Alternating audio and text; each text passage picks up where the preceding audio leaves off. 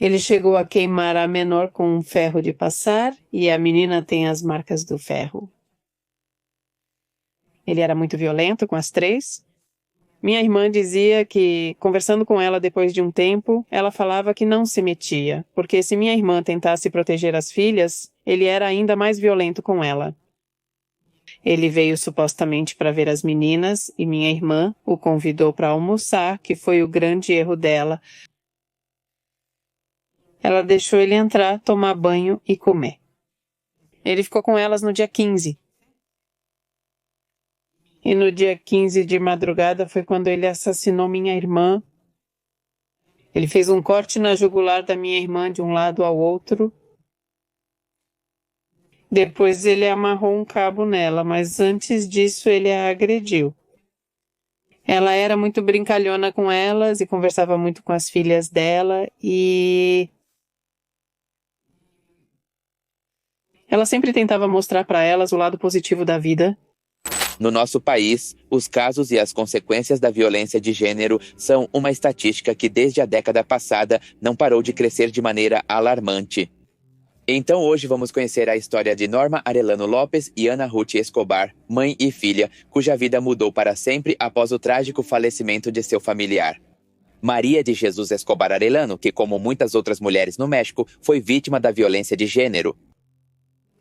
Boa tarde, meu nome é Norma Arellano Lopes e bem, o caso da minha filha Maria de Jesus Escobar Arellano. Muito boa tarde, meu nome é Ana Ruth Escobar Arellano, sou daqui de Jalisco. Venho apresentar o caso da minha irmã, Maria de Jesus Escobar Arellano. Ela foi vítima de feminicídio no dia 16 de março de 2020. Ela conheceu seu parceiro sentimental na Cidade do México, começaram um relacionamento em 2007. Ele se apegou muito a ela, porque parece que gostou dela desde a primeira vez que a viu. Então, desde então, começou como a exercer pressão sobre ela, porque ela lhe deu um beijo e ele disse que por esse beijo ela já era sua namorada. Então, minha irmã, como que desde esse momento minha irmã não soube dizer não para ele?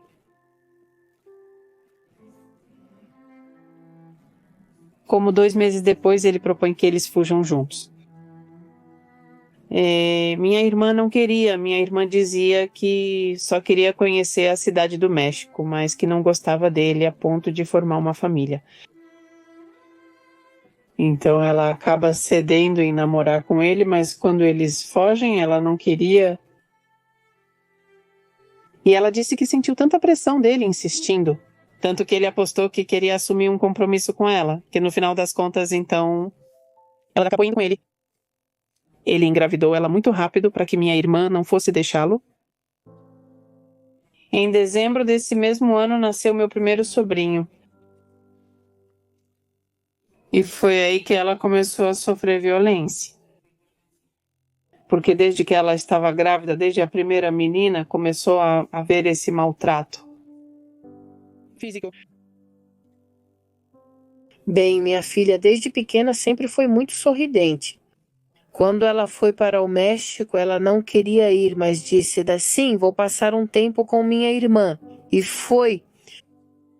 Eu não esperava que ela fosse encontrar esse sujeito, mas a partir daí ela ficou muito feliz. Ela sempre rindo, até eu dizia que até com as pedras ela ria desde que começou a ficar com ele. Eu já percebia que se eu fazia uma piada, ela já não respondia com o riso dela. De jeito nenhum ela ria, era o contrário, só raiva, ela só sentia raiva. Eu perguntava, o que está acontecendo com você, filha? Ela dizia, nada, mãe. Eu perguntava, ele te trata mal? Pancho, minha filha? Não, mãe.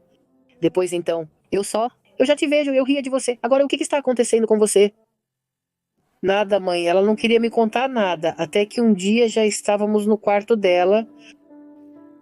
Eu via que ela se arrumava rápido, mãe, me espera aqui, ela só dizia, deixa eu me arrumar rápido, e começava a se mexer.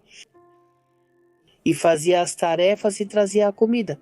E eu ficava olhando para ela. Eu pensei, mas por que isso, sabe?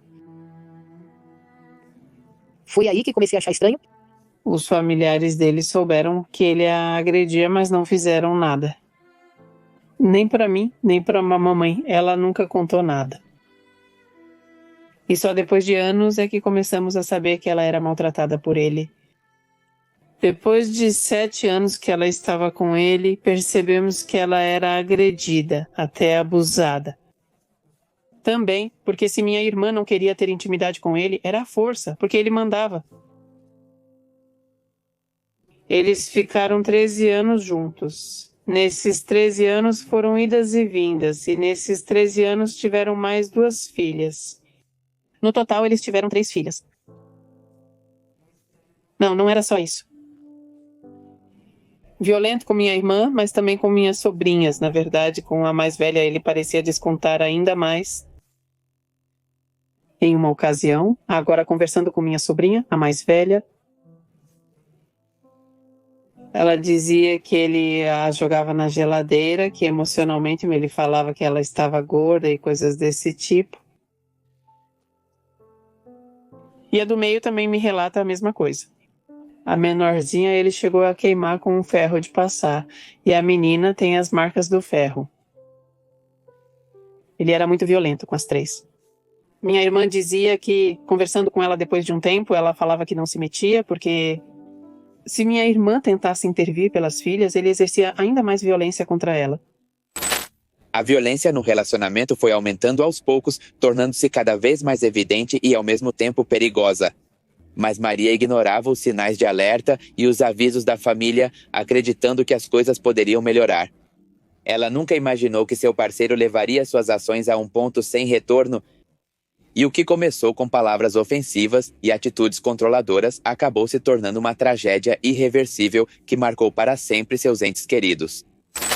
Depois, quando ele chegou, ele me disse que foi quando da primeira vez eu fui para o México já com ela, porque eu falava com ele e dizia: tudo bem, mãe, tudo bem, tudo certo. Ah, tá bom. E eu apareci de surpresa para eles. Depois ele me disse à noite que tinha chegado. Ele me disse: boa noite, sogra. Eu digo: oi, boa noite. Eu pergunto: você não esperava por isso às vezes? Não, senhora, na verdade não. Eu disse: para outro dia. Uns 3 dias depois ele começou a me chamar de senhora. Você se lembra que uma vez você me disse que se a gente ficasse junto, a gente ficava junto? Você se lembra que me disse para nunca bater nela? Eu disse: sim, claro que me lembro. Pois me perdoe, senhora, se eu bater nela, disse. É que eu realmente bati na sua filha e eu disse: por que vocês não param com isso? Por que vocês não param com isso? E eu começava a falar com minha filha e depois minha filha me dizia: não é verdade. Mamãe, não acredita, mamãe só está brincando. E eu disse, como eu já não falei mais nada para ela, falei para minha filha: ela já está grande, falei. Eu acho estranho, né? Eu digo que quando eu chego, quando ela vai embora, ele vai chegar e começa correndo a fazer as tarefas. Eu disse: talvez sim, e já dizia. Depois ele já começava a me dizer que sim, ele batia nela já quando ela vinha para cá, para Guadalajara comigo. Ele diz: mas... Ele não me diz nada, disse. Mamãe disse: mas... dá nada, ele só chega e quer a comida, né? E se eu pegar 10 reais? Ela disse: uma vez peguei 10 reais e ele me bateu feio, só por 10 reais. E eu falei: filha, o que você espera? O que você espera? Já chegou a hora de que, bem, já não serve pra nada. Sorria. Ele, já aqui em Guadalajara da última vez, ele já me deu um chute porque levou a menina do meio. Ele a levou, eu ainda não tinha a caçula. Eu estava grávida da caçula, minha filha. E ela correu e puxou o cabelo da minha neta, e eu segurei ele para que não houvesse problemas, pelo menos era o que eu pensava. Eu o segurei pela camisa e só. Ele me deu um chute para que eu o soltasse, e ao invés de soltar, eu segurei ele ainda mais forte. Eu disse: ele não vai levar minha filha como sempre, ele leva todas. Mas aí minha filha disse: não, mãe, eu não vou voltar mais de lá. Ela já tinha tomado uma decisão, se aliviou da menina, da próxima menina já não, mas eu já não via mais ela sorrir. Eu ia e cuidava das 3 meninas. E já quando eu a via, uma vez que eu a vi, Deus sabe que eu a via muito triste. Eu a via triste, eu a via de costas e via que ela tinha pouco cabelo. E eu já ficava olhando para ela. Eu fiquei olhando para o cabelo dela naquele dia. E eu já sentia, mesmo que ela não me dissesse mais nada, eu já sentia que ela estava sendo maltratada. E então sim, eu até pedi perdão a Deus. Depois, porque eu ficava olhando para a cabeça dela, que tinha pouco cabelo, e eu via que ela estava muito triste. Ela estava de costas e eu ficava olhando para ela e disse: Meu pai, por teu amor, me perdoa. O que estou pensando? Será que eu realmente quero matá-lo? Vejo que minha filha está sofrendo porque eu senti o sofrimento dela, mas ela não me dizia nada. Porque ele dizia para ela que, bem, ela já estava velha, para quê? Ela me dizia que não tinha que me contar nada, que ela mesma resolvesse os problemas dela. E eu na minha cabeça já ficava, o que está acontecendo com você? Nada, mãe, nada, mãe. E eu fiquei com essa ideia na cabeça, pensei, meu Deus, quero matá-lo porque minha filha, eu sinto que se ela está passando por problemas, minha menina, e não me diz nada, no fim das contas eu já termino minha vida na tristeza. Ele não faz nada, mas que minha filha seja feliz, já com suas 3 meninas, que ninguém mais a esteja machucando. Deus sabe que essa ideia de matá-lo passou pela minha cabeça, mas o que aconteceu foi que ele se adiantou, porque eu via que ela sofria, mas quando eu estava com ela, ela sorria um pouquinho. Ela falava baixinho com minhas netas, e mãe, eu nunca mais a vi feliz. Desde que ela se juntou com ele, já não era mais ela mesma. Depois falei com o irmão dela, porque segundo eles era muito parceiro, segundo ele muito parceiro. Conversando, ai, minhas sobrinhas, e foi quando ele me disse, sabe de uma coisa? Mas ele não me deixou falar, não me deixou dizer uma palavra. Eu, achando que ia conversar direito com ele, e não, acabou sendo como dizem do assassino, acabou que ele tinha razão. Não, a filha dele era boa sim, ela me deu a palavra. Disse porque meu irmão me falou que os encontrou na cama e que ela ficava com um e com o outro. Então as meninas, imaginem vocês, meu irmão disse que não são dele, então não são dele. Não me deixou falar nada, nem ao menos dizer uma coisa.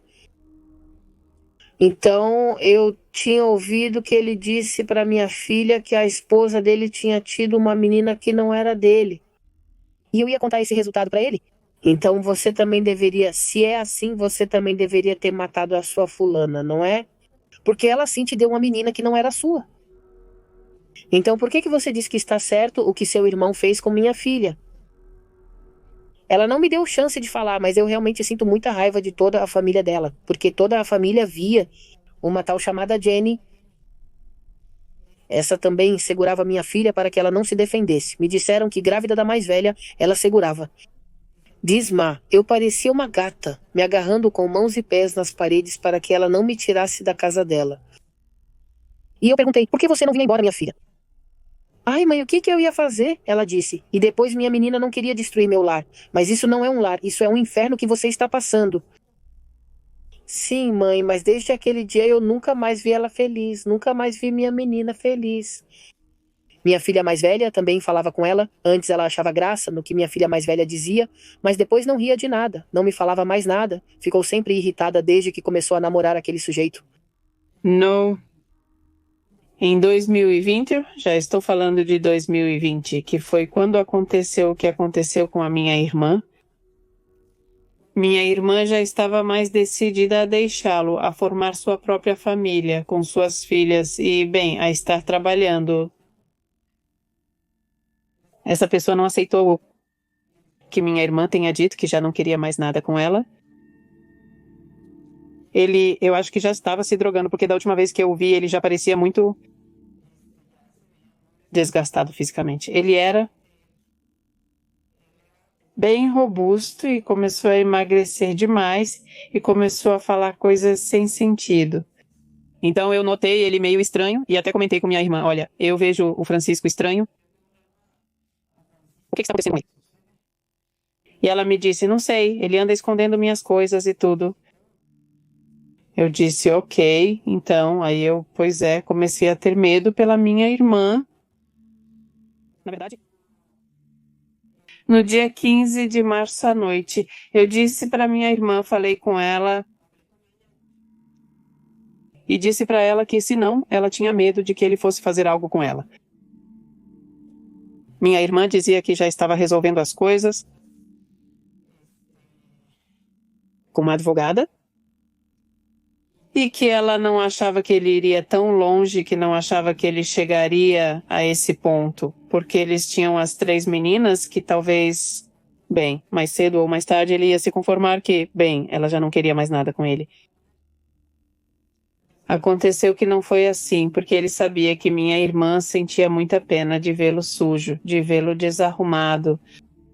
Ele veio supostamente para ver as meninas e minha irmã o convidou para almoçar, o que foi o grande erro da minha irmã. Ela o deixa entrar, deixa que ele tome banho e que comam. Ele esteve com elas no dia 15 e no dia 15 de madrugada. Foi quando ele assassinou minha irmã, sua filha, a mais velha, por volta das 11 da manhã do dia 16. Sua filha tinha 12 anos na época. Foi ela quem a encontrou.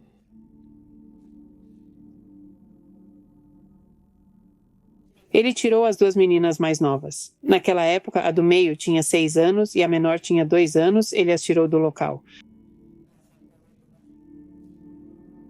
Mas antes disso, ele disse que queria matar a mais velha. Também deixou as chaves do fogão abertas. Bendito seja Deus, ele não conseguiu tirar a vida da minha sobrinha, a mais velha. Ana Ruiz. Ela nos conta que uma das situações mais delicadas e traumáticas dessa tragédia foi que o corpo de Maria foi encontrado pela própria filha. Um fato que deixou uma profunda marca emocional na família e que representa um antes e um depois em suas vidas. Minha sobrinha encontra minha irmã com um saco na cabeça. Minha sobrinha disse que achou que ela ainda estava viva. Ela tira o saco. Mas ele fez um corte na jugular da minha irmã de um lado ao outro. Depois ele amarrou um cabo nela, mas antes disso ele a agrediu. Nós tínhamos pensado na época que talvez ele a tivesse pego dormindo, mas acabou que não foi isso. Depois, perguntando para os vizinhos e para ela, descobrimos que minha irmã pediu ajuda. Normalmente eram vizinhas, o que minha irmã tinha. E comentam que ficaram tão assustadas que não chamaram as autoridades. Mas que minha irmã ficou pedindo ajuda. Minha irmã ficou muito machucada nas pernas, no estômago. A parte íntima dela também estava muito machucada. Nós estávamos muito desgostosos porque tanto. Onde fizeram a autópsia nela, como que não? Fica claro para nós que só foi isso, ou que só escreveram isso, que foi da jugular de um lado ao outro. Eles não contam tudo o que a gente viu depois. Todos os golpes que ela já tinha. E agora? Bem, até recentemente chegamos a pensar que talvez ela pudesse estar grávida. Por causa de umas fotos que vimos, que também não levaram em consideração e também não nos informaram, minha sobrinha se levanta por volta das 11 da manhã e diz que a primeira coisa que faz é procurar pela mãe dela, porque ela dormiu com a mãe dela, que as duas mais novas dormiram juntas, a pequena e a maior, minha irmã, e que a do meio ficou com o pai. No outro cômodo havia 2 quartos no lugar. E ela diz que a primeira coisa que faz é procurar a mãe dela, que ela fala, minha mãe não está aqui. Ela para por volta das 11 da manhã.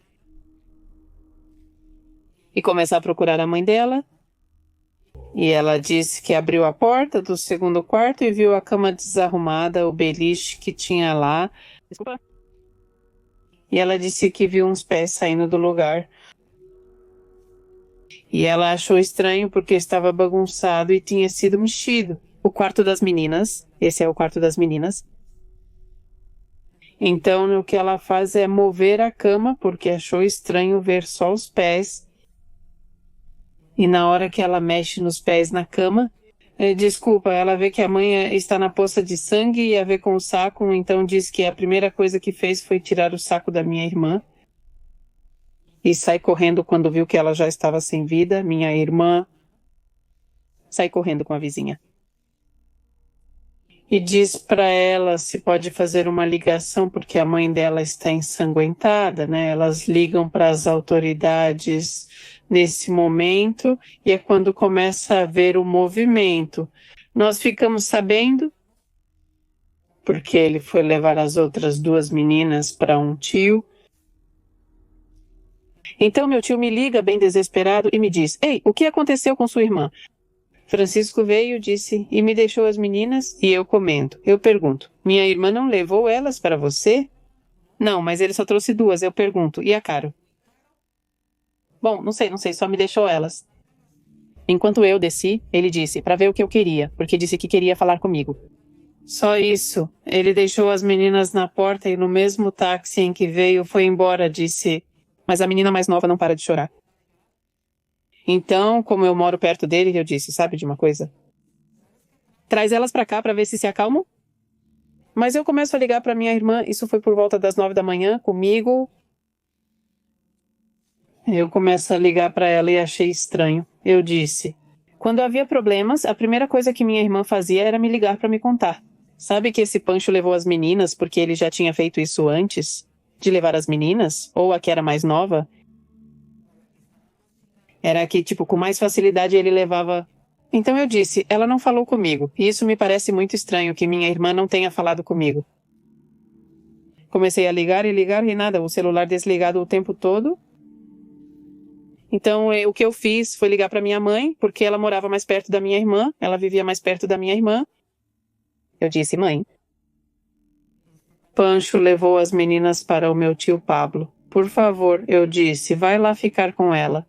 Porque acho muito estranho ela não atender o telefone. Eu cheguei a pensar, de verdade, que minha irmã estava machucada. Porque eu disse, não faz sentido ela não me ligar, porque a primeira coisa que ela faz quando acontece alguma coisa assim é me ligar. Então, o que eu pensei foi, será que minha irmã está machucada? Ou tiraram o telefone dela e ela não consegue entrar em contato. Nisso minha mãe também começa a ficar desesperada. Eu disse para ela, e outra coisa, só tem 2 meninas, está faltando uma. Então minha mãe vai até o lugar. E aí ela disse que já estavam os policiais lá, minha sobrinha também, com um dos policiais interrogando ela, roubando ela. O local já estava isolado. E eu já vou ligar de novo para minha mãe. O que aconteceu? E ela me diz, sabe de uma coisa? Que ele matou ela? Então eu disse, foi algo que realmente nos pegou de surpresa, sabe? O pior que cheguei a pensar foi que talvez ele só tivesse batido nela. Mas foi assim que ficamos sabendo no dia 16 de março. Minha filha me disse, mãe, ela não responde. Maria disse, vai lá, se você correr. Ela disse, porque vai que... E como eu moro em Tateposco e era só descer ali, em Parques, em Lomas del Verde, e eu não queria. Eu queria esperar o ônibus, e eu dizia, bom, se eu pegar, sim, não, de mototáxi não. Eu disse, eu não vou pegar. E nisso passou o ônibus e eu cheguei. E sim, quando eu desci, ninguém avisou a gente. Eu desci, já vi os fios vermelhos, já comecei. Meu pai, que não termine onde está minha filha, que não termine onde está minha filha. Eu te suplico, que não termine. Eu não sei, não. Tudo veio à tona quando eu vi que realmente era minha filha. Minha neta saiu correndo do parque, porque eu disse, o quê? E eu peguei isso aqui, onde tinha o plástico vermelho, levantei e entrei do lado. E ela disse, o quê? E aí perguntaram para minha neta mais velha, o que ela é para você? Ela disse, é minha avó, ela é minha avó. E aí me perguntaram, é sua filha? Eu disse, sim, é minha filha. Então uma policial disse, é que isso acontece com elas. Disse porque não... Dizem para fazer denúncia, mas fazem denúncia e mesmo assim não... Ela estava conversando com um policial. E fazem denúncia, mas mesmo assim não dão seguimento ao caso. Por isso, então eu fiquei brava e só olhei para ela. A senhora estava lá, era uma moça. Eu virei e fiquei olhando para ela e perguntei, por isso? Perguntei se ela fez a denúncia, como você sabe que não?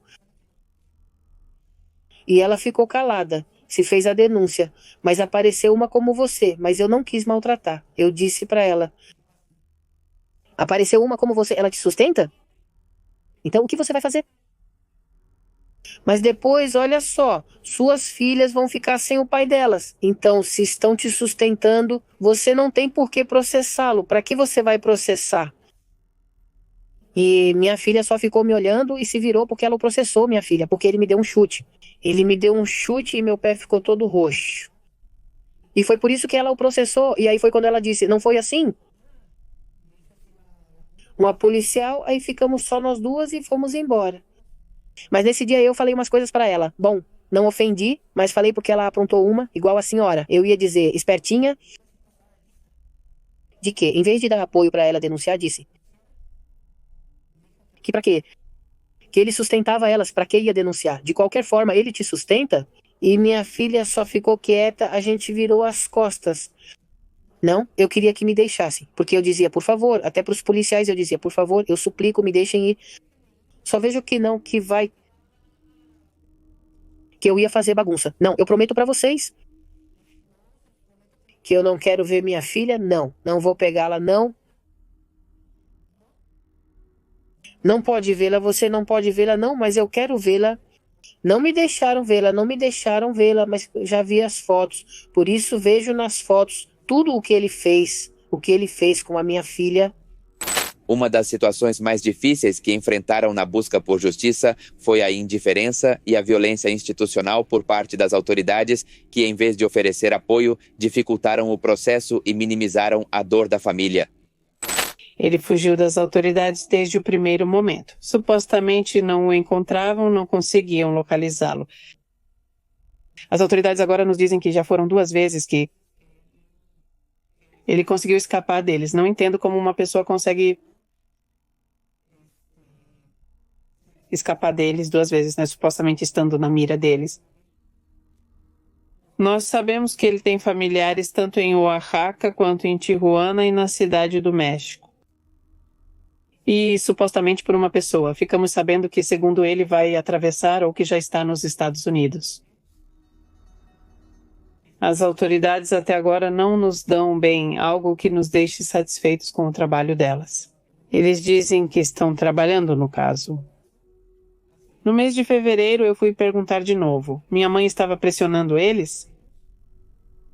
E no mês de fevereiro fui eu perguntar e me disseram que só agora fizeram um requerimento de pedir ajuda às autoridades da Cidade do México para que, se o encontrarem lá, possa ser enviado para cá, para Guadalajara. Bem, por parte das autoridades, só nos disseram que o único que podíamos fazer era esperar, que eles estavam trabalhando e iriam trabalhar no processo da minha irmã. Até agora é hora que eles não trabalham, nós sim. Já faz 5 anos que estamos indo e eles só ficam jogando a responsabilidade de um para o outro.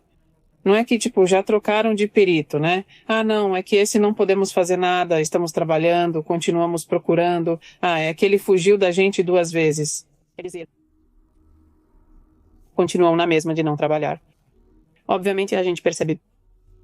Até agora não tinham nos dado o número do processo de investigação da minha irmã. Até agora não nos deram uma cópia de como está o andamento do processo. Eles só ficam dizendo, não, venham outro dia que a gente pode entregar para vocês. Não, é que agora não está a pessoa responsável por esse tipo de coisa, não. É que agora não está quem coordena isso. Esse é um processo muito demorado ou coisas desse tipo. A Promotoria del Salto é a responsável pelo caso e a que não nos deu resposta. Eu sinto muito, mas eu quero que façam justiça, porque fomos minha filha e eu estão trabalhando. Eles me respondem como se eu fosse a assassina porque me dizem, e o que você quer? Está sendo trabalhado, não podemos fazer nada, está sendo trabalhado. E eu sou daquelas que só abaixo a cabeça e para não discutir digo, tudo bem, moça, muito obrigada, e vou embora. Mas não fizeram nada. Porque uma vez eu fui sozinha, minha filha me disse, vai mãe, guarda você. E eu fui e falei com a equipe de internação para que ela fosse acompanhando, segundo ela, o caso. Eu disse, olha, desculpe, mas vejo que não tem nada acontecendo. Não tem resultado. Então, já não me resta outra opção. Por favor, me passa, só para mim. Quero ver as fotos da minha filha, para ficar olhando para elas. Fazer o quê? Agora só me resta isso. Eu digo, então as fotos você pode me mostrar? Não, eu digo, é que na verdade eu quero ir procurar em outro lugar, ver se algum advogado ou alguém pode me ajudar a pedir uma segunda opinião. E ela disse que se eles não assumissem o caso, eu ia mexer com eles. porque ela disse, não tenho as fotos aqui, e eu perguntei, por quê? É que aqui eu não tenho, estão em outro lugar.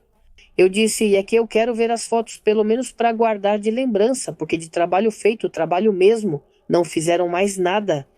Ele me bateu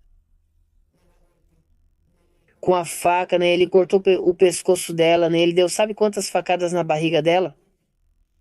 Ele enrolou o arame na cabeça dela, bateu nela de um jeito muito feio. Aqui ele fez um corte, aqui do lado no peito dela, dizem que é no peito, não é só um corte. Ele fez aqui, ele torturou ela. Então eu disse, bom, me deixe ver as fotos. Já que eu sei que não vão fazer nada, quero ver as fotos para tê-las no meu celular. Não é conveniente, ele disse. Quando eu disse que vim para ver o caso da minha filha, para levar para outro lugar, ele disse não. E ela mesma disse que não era conveniente. Eu perguntei, por quê? Não? Ela disse, porque como o caso já está aqui, isso causaria uma confusão. Ah, tudo bem. Então quando eu venho para que me mostrem as fotos e eu possa passá-las para o meu celular e pelo menos ver minha filha, justiça eles não vão fazer.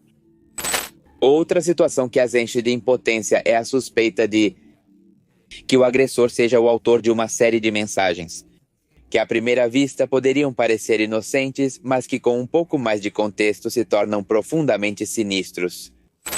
Ele não entrou em contato com elas, mas sim fez isso. Eu acho que é ele que entra em contato com a gente só para nos incomodar, como se estivesse zombando da gente, mas não porque queira se aproximar das filhas, porque ele sempre disse que elas não eram dele. Quer dizer, minha irmã é a grávida. E o tempo todo ele dizia que não eram dele. E agora, até agora, ele ri.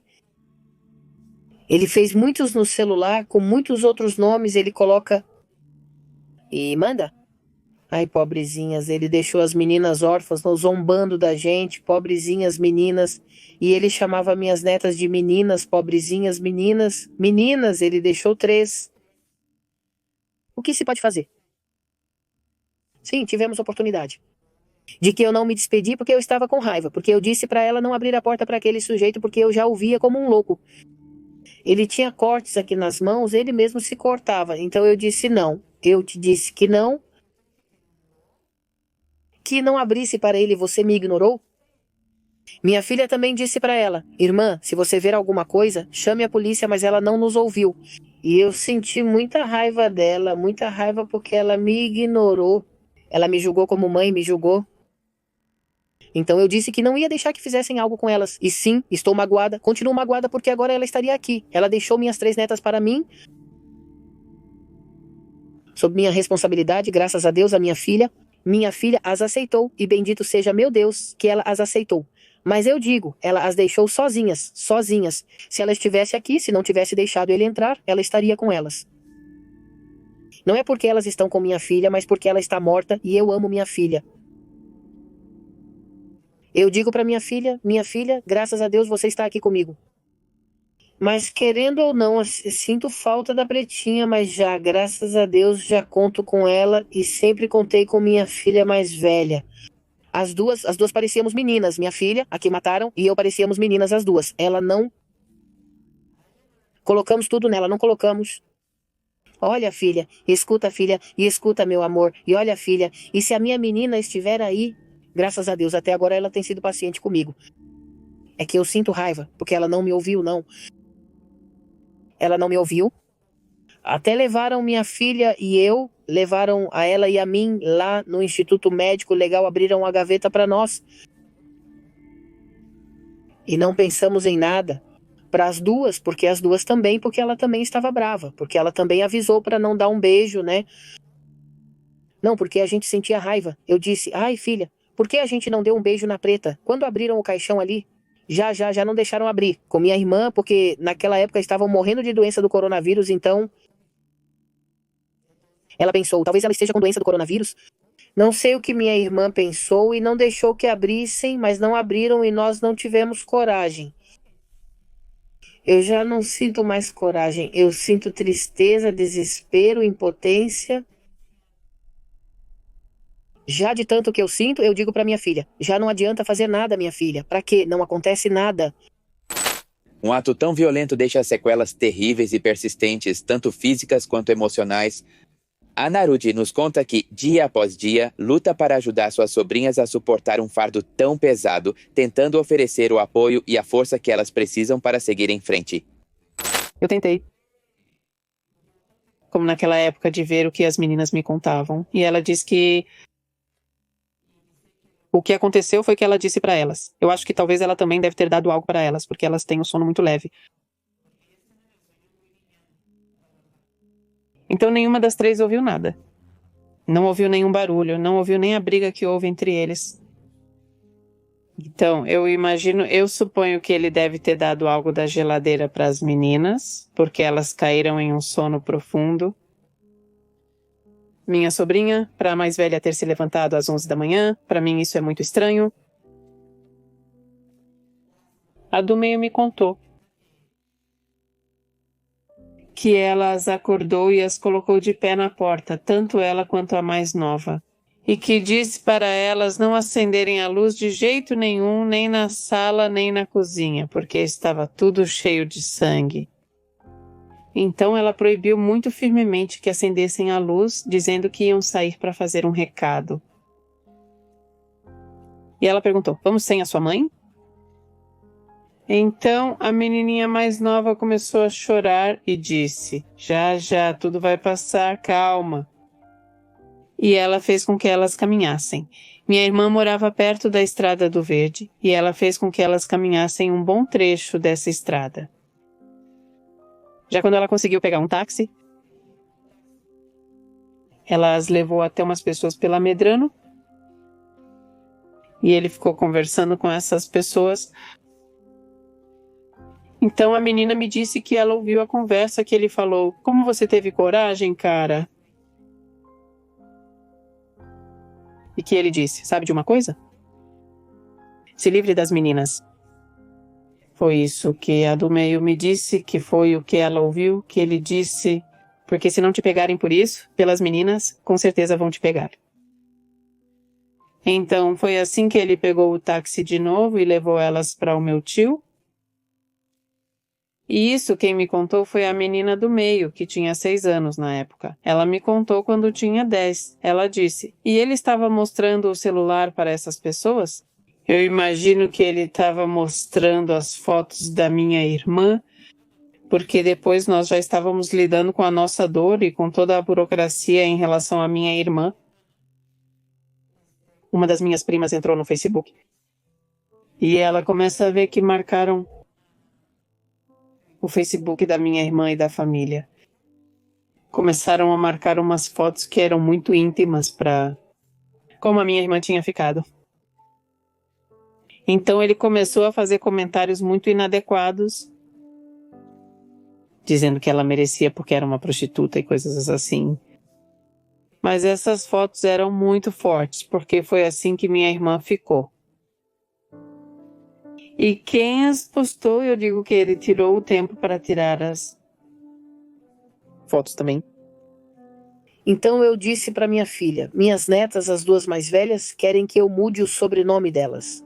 E eu disse, mude para o seu nome. Eu também quero, concordo que você mude o sobrenome delas, se possível, o nome também, mude para elas.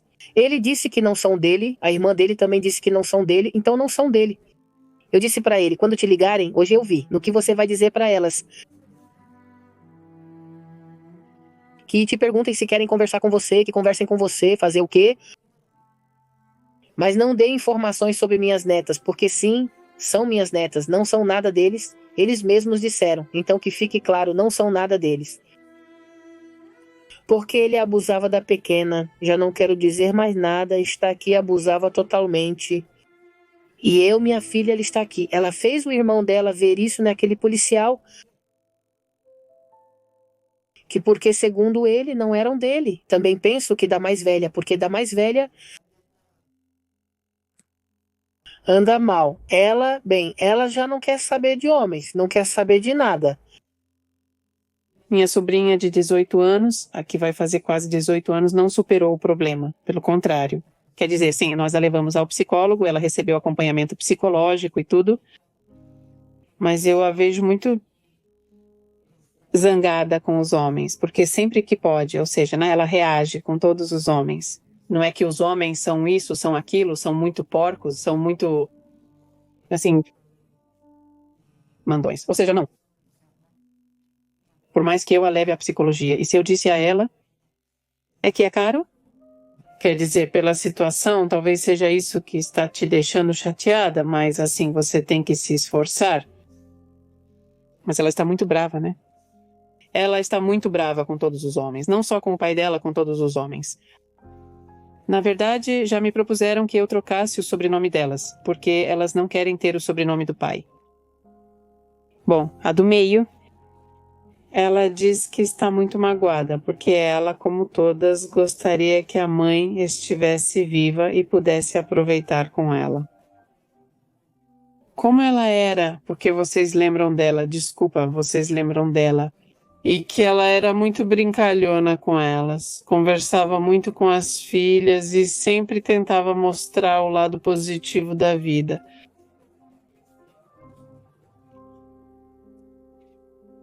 Então a do meio diz que está muito magoada, porque tiraram a mãe dela, a menorzinha. Bom, eu a vejo mais como resignada, talvez também por causa da idade, né? Mas ela está um pouco mais conformada. Sim, ela pergunta sobre a mãe dela, como ela era...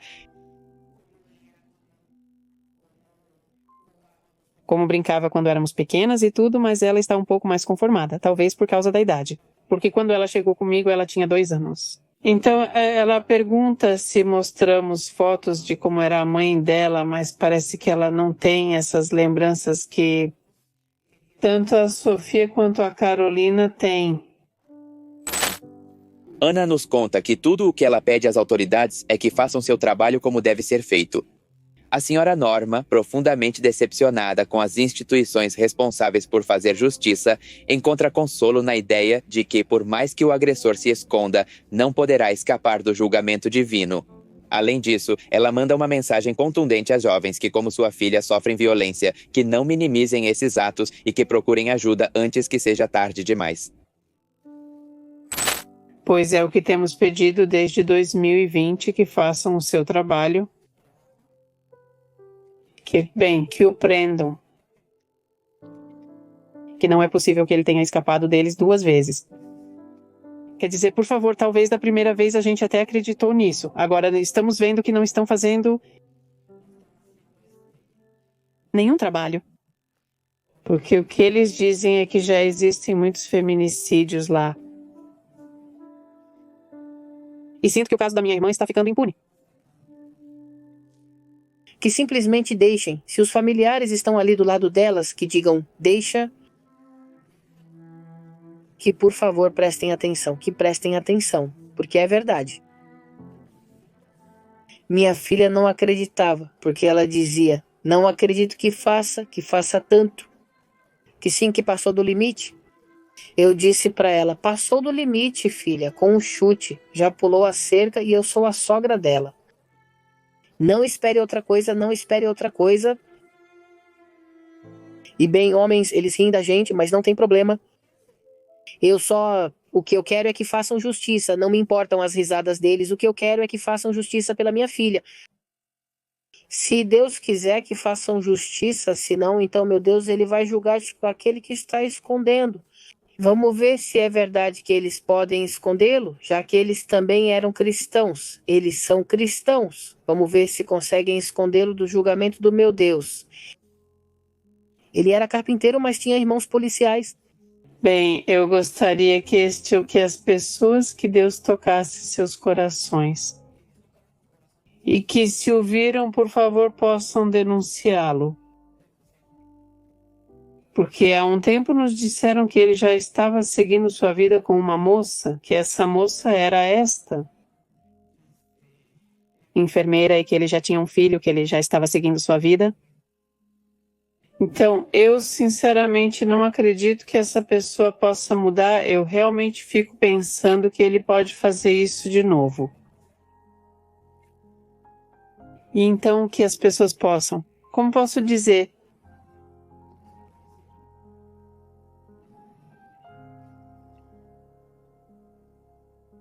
bem, se comover um pouco com a dor de alguém, porque na verdade ninguém entende, só até que você passa por isso, talvez você possa dizer, nossa, que ruim que isso aconteceu com aquela pessoa. Mas quando você vive isso, você realmente vê tanto assim? Qual que é a luta das mães que perderam suas filhas ou porque estão desaparecidos até que você vive isso? É quando você vê de outra perspectiva. Então, eu realmente peço que eu toque o coração das pessoas e que possam denunciar isso. Se ele realmente está em Tijuana, que é o que nós acreditamos, que ele possa estar em Tijuana, ela tem uma pinta bem perto do lábio. Acho que é o mais visível ter dois assim, bem juntinhos. Sim, meu Facebook é Ana Escobar Arellano.